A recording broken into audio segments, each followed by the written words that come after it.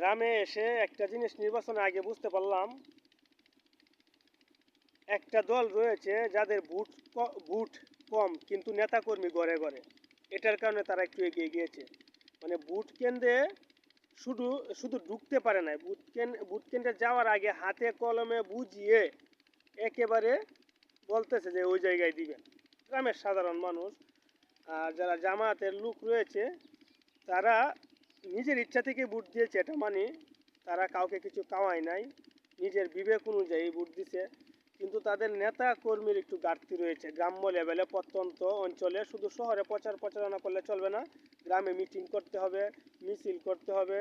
কালা চাচা বয়স্ক লোকদেরকে, আগের লোকদেরকে ও যাদের পড়াশোনা নেই তাদেরকে বুঝাতে হবে সম্পূর্ণভাবে।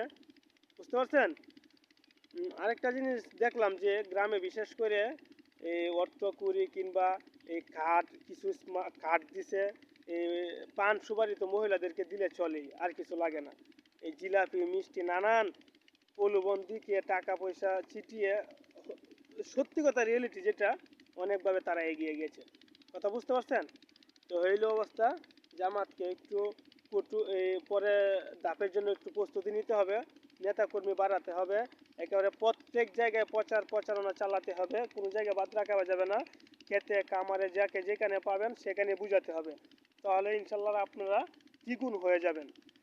দেখেন গ্রামে এখনো এই সময়টা রয়েছে যে একজনকে জিজ্ঞাসা করলে যে কোন জায়গায় ভোট দিবেন, তো বলতেছে আমাদের বংশের এই কালু ভাই বলতেছে আমরা সবাই 200-300 ভোট আছে এই জায়গায় দিমু, কারণ আমাদের বিপদে আপদে সে এগিয়ে আসে, আমাদেরকে রেশন কার্ড দেয়, ইত্যাদি ইত্যাদি দেয় আর কি।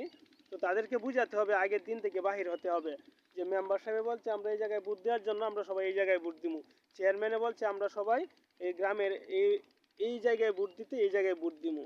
যে ভাই হা না কোনটা দিবেন, বলছে না দেওয়ার জন্যে। তো ভাই আমরা তো বুঝি না, গ্রামের লোকেরা বলতেছে। তো প্রত্যেকটা জায়গায় কিন্তু প্রচারণা ভালো করে চালাতে হবে, শুধু শহরে পড়ে থাকলে চলবে না, তাহলে আপনারা দ্বিগুণ হয়ে যাবেন।